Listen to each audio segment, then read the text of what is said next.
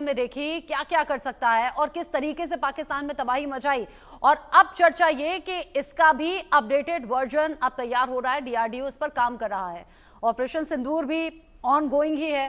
पाकिस्तान तो डर गया होगा इस रिपोर्ट के बाद। नहीं रचना जी, ये कामिकाजी ड्रोन जो है कॉन्सेप्ट नया नहीं है, बहुत पुराना है। कामिकाजी मतलब सुसाइडल। आपको याद होगा जब वर्ल्ड वॉर 2 में जापान के जो एरोप्लेन जा रहे थे वन वे ट्रैफिक में, वन वे सॉर्टी में, वो पर्ल हार्बर में वहाँ पे कामिकाजी का ही काम करते थे। वहाँ पे वो नोज डाइव करके जिस शिप को बर्बाद करना होता था वो करते थे। तो कॉन्सेप्ट बहुत पुराना है। हम्म। अभी जो ड्रोन टेक्नोलॉजी पिछले लगभग एक दशक डेढ़ दशक में जो बना है, इसमें मतलब इतना जबरदस्त परिवर्तन आया हुआ है, इंप्रूवमेंट आया हुआ है, वैल्यू एडिशंस हुआ है कि एक छोटा सा ड्रोन जो कि क्वाड्रीकॉप्टर कह लीजिए या ऑक्टो क्वाड्र कह लीजिए, हम्म। ये छोटा सा वो गिरनी जैसा जो जो बनता था, वहां से बन के जो कि हम लोग आजकल यूज करते हैं अपने कृषि क्षेत्र में, उसमें आमूल परिवर्तन आया हुआ है। हम्म। वो ड्रोन कहीं तो उसमें सिर्फ एक हाई रेजोल्यूशन कैमरा लगा होता है, उससे वहां की जो बैटलफील्ड की जो तस्वीर है या कोई ऐसे जगह की जो कि बहुत सेफ सुरक्षित या फिर सीक्रेट जगह हो, जैसे एटॉमिक हथियार को रखने का जगह, या कोई ऐसी चीजें जहां पे कि कोई भी देश चाहता है कि उसके ऊपर में किसी की नजर नहीं पड़े, तो इस तरह के रिकनेसेंस ड्रोन्स होते हैं।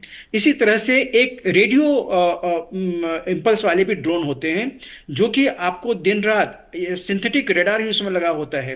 वो रात में भी या फिर वो बुरे क्लाइमेट में भी उसका सिंथेटिक रेडार अपर्चर जो होता है वो आपको स्कैन करके आपके जो जहाँ पे कंट्रोलिंग सेंटर है वहाँ भेज देता है।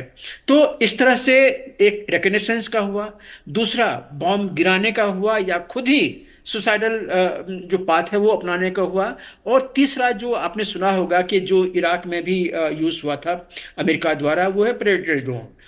उसके अंदर में बहुत सारे मिसाइल्स एक साथ में रहते हैं, वो काफी सारा लोड लेके चलता है।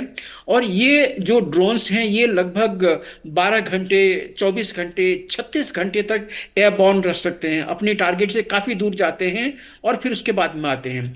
लेकिन ये जो चीजें हैं ये हमने पहले अफगानिस्तान में भी देखा है, और पिछले जो 3-4 साल से जो ये जो रशिया और यूक्रेन का युद्ध है, इसमें इसके सबसे ज्यादा इसको हमने एप्लीकेशन देखा हुआ है।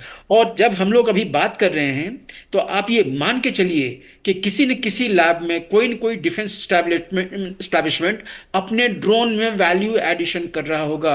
अभी मैंने लगभग 15 दिन पहले एक आर्टिकल लिखा था कि ड्रोन में किस तरह की जो वैल्यू एडिशंस हैं वो हो सकती है। और मैंने कहा था, मैंने लिखा था कि एक आजकल पेंट आती है, बहुत सिंपल सी टेक्नोलॉजी है। हम्म। वो पेंट माइक्रोवेव या जो रेडियो वेव है उसको एब्जॉर्ब करने की क्षमता रखती है। तो मतलब आप एक पेंट का सर्विस उस पे, उस ड्रोन पे डाल दीजिए तो वो आपके रडार पे नहीं आएगा। और जैसे आपने सुना होगा कि टर्की ने पाकिस्तान को ड्रोन दिया था, TB2 बख्तियार 2 ड्रोन दिया था, टर्किश बख्तियार 2 ड्रोन।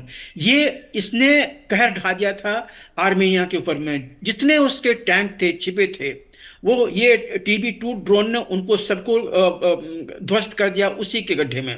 तो ये इतना घातक होता है। तो अब आज के दिन में अगर पहले वाले जो ड्रोन थे हम्म। उस वो किसी भी अनफेवरेबल एयर सिचुएशन में नहीं जा सकता है। जैसे भारत का एयर डिफेंस सिस्टम काफी सशक्त है। हम्म। यहां तक कि हम पाकिस्तान के लगभग 50 से 100 किलोमीटर अंदर भी झांक सकते हैं अपने रेडार से। हम्म। तो अगर ऐसा कोई ड्रोन कहीं पे भी आया आसपास में अपने अपने फायरिंग रेंज में, तो उसको आप उड़ा दीजिएगा, उसको खत्म कर दीजिएगा। लेकिन अगर वो अगर रेडार पेनिट्रेटिंग ड्रोन है हाँ। जो कि रेडार के ऊपर में सिग्नेचर नहीं देता है, स्टेल्थ है, हम्म। तो फिर आप उसको डिटेक्ट नहीं कर पाइएगा। हम्म। फिर वो अपना बहुत जो जो घातक काम है वो करके चला जाएगा। तो अभी आपने जो इंट्रोडक्शन दिया कि डीआरडीओ ने ऐसे ड्रोन बनाए हुए हैं जो कि वो जो जो जो वही इस तरह से स्टेल्थ हैं कि वो रेडार पे नहीं आएगा। हाँ। तो ये बहुत घातक सिद्ध होगा। और यहीं पे घातक नहीं सिद्ध होगा रुकेगा। और भारत की सेना की ताकत को और ज्यादा बढ़ाता हुआ, और अगर भारत की सेना की ताकत बढ़ती है तो ये पाकिस्तान के लिए बड़ी चिंता की बात है, वो भी तब जब भारत